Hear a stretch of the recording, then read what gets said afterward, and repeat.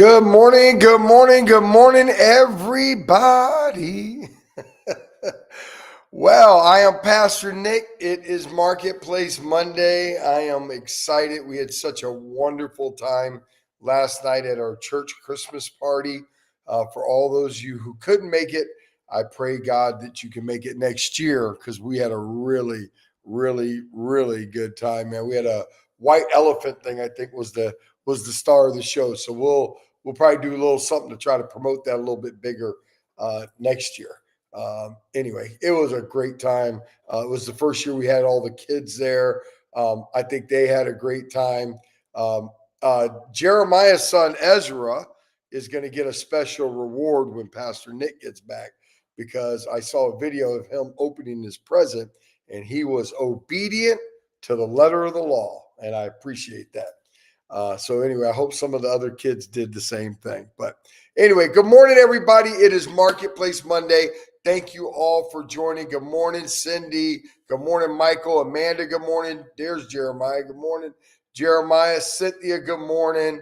Good morning to Amanda. Good morning, Marilyn. Good morning, Tarshila. Good morning, everybody. Listen, got a really important show today. And for the next couple of days, I was going to pre-record some of my shows because I'm going to be in Italy with my wife and Pastor Deborah, which can be fun. But I'm going to do them live from Italy, I decided. So I think it'll be cool for you guys. So on Wednesday, when you see me and Pastor Franny, we will be in Rome, Italy, coming to you live from Rome, Italy. But anyway, today on Marketplace Monday, I want to talk about, we're continuing to dive into this process of building a team, leading a team, right? So today I want to talk about people, metrics, and problem solving. Why? Because these are the building blocks for leadership success. I think the thing that we got to understand is that leadership success starts with people you lead. Number one, right? The clarity of data that you track and your ability to solve problems. I find this to be the biggest challenge in leading a church, especially growing the church. Because what do you really track, right? So it's not like a business. I can figure that out. I've been working on this for a long time, by the way. So today, what we're going to do is we're going to explore these three key principles we've been talking about: people, data, and issues, right? Because as we explore them and understand them, these are the things that can transform your team, your organization, or your business into a thriving, aligned, and unstoppable force. I listened to a TED talk by a guy named Simon Singh. It was in 2009. And this TED talk was called How Great Leaders Inspire Action. And this is one thing that Simon said that I think you guys should make note of. He said, leadership is not about being in charge. Leadership is not about being in charge. It's about taking care of those in your charge. Leadership is not about being in charge. Leadership is about taking care of those in your charge. I think a lot of times, a lot of leaders just focus on their success of their team and their success of their organization and their success of their business, their success. A lot of pastors are only focused on the success, the growth of their ministry. They're not focused on their people. We spent 10 years at Life Transforming Ministries focused on nothing but the people God gave us. We allowed all the people from within to bring the people. We didn't do any kind of outward marketing or try to get people to come to the church. That wasn't our focus. We took care of the people that God brought us, right? So we're going to change that a little bit. We're going to start getting a little bit of an outward focus and take care of the people that God has brought us. So let's look at this. People. So when we talked about people last week, we talked about right seats, right people. You remember that?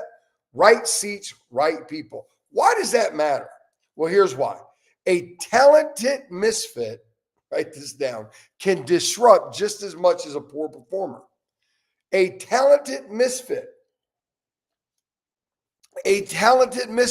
Antonio Brown, great example, Tampa Bay Buccaneers. Most talented wide receiver the Tampa Bay Bucs ever had. And the guy literally took his shirt off in the middle of a game and showed his butt in front of national television, threw the jersey on the floor, walked off the field on his team. Talented as all get out. He hurt the team actually more than even a poor performer would have, right? So misaligned roles is typically what leads to insufficiency and frustration. That's how a lot of times, even when you think you have a poor performer, sometimes it's not they're a poor performer. Sometimes it's that they're just not in the right role. Jeremiah and I are recreating the creative team, and one of the things I asked them all to do, none of them's done it yet, is send me the list of the areas they want to serve in. To just put them in order. Matter of fact, Jeremiah, we need to send an email out today asking for that. So, what is an example? I gave you one, right, with Antonio Brown, right? But you need to also understand that the damage that is caused by over promoting someone, right, who lacks necessary skills. That's another thing. You can't promote people just because you like them. Because sometimes when you promote people into positions and they don't know how to properly function in that position, it can hurt your team. So how do you do this? Number one, write this down. This is how you solve for the right seats, right people challenge. Okay. Number one, you got to create a people assessment framework. A people assessment framework, right? And that framework needs to align your values, right, and contributions to your goals. What are you trying to do? Where are you trying to go? Where's that vision? Where do you want to go? And then you create an assessment on how those people can help you. And then you need to reshuffle your deck to ensure you have the right talent in the right place to maximize what you're trying to do. So how do you do that? You got to create a people assessment framework. And all of those are individual based on where you're at. Now, if you're not a manager, you're not a leader yet, and you're just working for somebody, I encourage you to create a assessment of yourself. Take that assessment. Now, you want to be a leader, so you want the things that you're asking people to assess you on to be leadership things. Get you 5 leadership assessment questions, right? And then go to 3 of your peers that serve with you, work with you, are part of you, and have them do the assessment. Have somebody from within your own house do the assessment. Have somebody within your ministry do the assessment. Have someone within your professional life do the assessment and see where you're at. Point number 2 today, data, right? Facts over feelings. Facts over feelings. Decisions driven by data are more reliable than gut instinct. Decisions driven by data are more reliable than gut instincts. You've got to have good, clean data, right? We have to track, different things. I track in my business, my industry, I track health matrix of the organization. What does that mean? Revenue. How much revenue are we generating? Customer retention. How good are we doing once we get a customer and once we onboard them? How good are we doing by keeping them? I use things like Net Promoter Score, right? And then employee satisfaction. Listen, man, if you ever want to create a great customer experience, if you ever want to drive a lot of revenue in your business, have great employees working for you. Have employees that are happy. It's not just about what you pay them. Let them know they're appreciated. Let them know that you care, right? Let them know that they mean something to you. I think everybody that serves under me, I like to believe that they feel like I care for them. People that work for me out in the work world, I like to believe they feel I care for them, right? So here's the question you got to ask yourself. What are the key numbers that reflect your business health? Well, Pastor, I'm not a leader yet. What do I do? Those that aren't a leader, ask your boss, what are the key things you measure me against? So you know. What are the key things that you want to see me do to make me a successful employee, right? And then another thing that I do, especially in sales, if you're a sales leader, so Jen, you're a sales leader, I allow the team to come up with the metrics they think we should measure to make them successful. And then I let the team help hold the team responsible, right? So how do we solve for this? Number one, you got to build a scorecard. Again, you got to identify 5 to 7 numbers that you track weekly. So again, in sales, what would it be? What are key metrics? I know sales, right? Leads, calls, conversions, and revenue. How many leads are you working? How many calls are you making? How many conversions are you accomplishing? And what's the revenue you're generating? Right? And marketing, I know marketing, it's different. How many impressions are we getting? How many click-throughs are we getting? How many CTAs? How many website visits, right?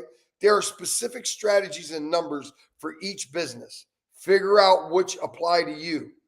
And again, if you're not a leader yet, talk to your leader about the metrics that reflect who you are to the organization. That's also going to give you insight into getting promoted into management. Point number 3, issues. Solve, don't avoid. Biggest problem in leadership right here. Treating symptoms when you have a problem leads to recurring issues. Address the root instead. You hear me say it all the time. Until we get to the root, we will never change the fruit. We got to get to the root of why so-and-so is late every other day. We got to get to the root of the why so-and-so leaves early every day. We got to get to the root of the why so-and-so is late turning in their assignments. We can't just tell them don't turn in your assignment late. We got to get to the root of the why. Sometimes, here's a tip, you got to ask why 5 times to get to the root of the problem. Sometimes you got to ask 5 times to get to the root of the problem. How do you solve this? Number 1, you got to put priority on issues by importance, not urgency. You got to put priority on issues by importance, not urgency. Sometimes, man, we think if something's affecting us right now, it's the most important thing, and it's not. What's going to have the most long-term longevity impact, negative impact on your organization that you need to deal with? And then another thing you got to do, sales leaders or leaders, is you got to develop a clear, repeatable process for resolution, right? Sit down with your team. If you have a reoccurring problem that's going on in your team or something you see, people not engaged, people not on time, people not punctual, people not doing their work well, not complete, sit down with your team and have a brainstorming conversation. But you gotta deal with it. You gotta talk about it. You know, like in sales, if they're not picking up the phone, you can't beat around the bush. So in closing for today, you need to understand your team, your data, and your ability to solve problems are the fundamental, the foundational, the blocking and tackling, if you will, of a successful organization. If you focus on these areas, you will see significant improvements in alignment and results. And here's how I say it, guys. This is just something that I've had many variations of this over the years, but I refined it a little bit this morning. And this is kind of how I like to say it. Success is built on the foundation of a clear vision. Success is built on the foundation of a clear vision. That clear vision will create unwavering focus. That clear vision and unwavering focus will fuel the courage to confront challenges head on. It will fuel the courage to confront challenges head on. So I say it this week, success is built on the foundation of clear vision, unwavering focus, and the courage to confront challenges head on. Write that down. Remember it. Say it every day, whatever you got to do to get it instilled in you. Watch this video over and over. Take a few points from it. Implement them into your organization. Don't try to change everything in one day. Pick one area, work on it, right? And be consistent in it. Amen. Listen, I love you guys. I will see you, me and Pastor Franny, on We Wednesday. Hey, listen, I'm excited about We Wednesday this year. Starting January 1st, which is on a Wednesday, Pastor Franny on We Wednesday is going to take the first 3 to 6 months of We Wednesday, however long it takes her. She's going to go through her book, Let's Be the Women and Let the Men Be the Men, for the entire 90 days or however long it takes her to do it. So it's going to be great. Every We Wednesday, It's going to be all about marriage and you learning about. If you're not married, you can join because you can learn a lot about marriage. If you are married, you can join because you'll learn a lot about marriage. If you're a woman, you could join because you'll learn a lot about marriage. If you're a man, you could join because you'll learn a lot about your wife, right? It's going to be really good. She's going to break it down. She's going to go through each chapter and dig into a little bit about what she was thinking about when she wrote it. So I want you to join. I want you to invite a girlfriend, invite a boyfriend, just invite some friends, and let's have a great week Wednesday. Amen. I love you guys, but we'll see you tomorrow or Wednesday. Until then, Pastor Nick saying, enjoy life.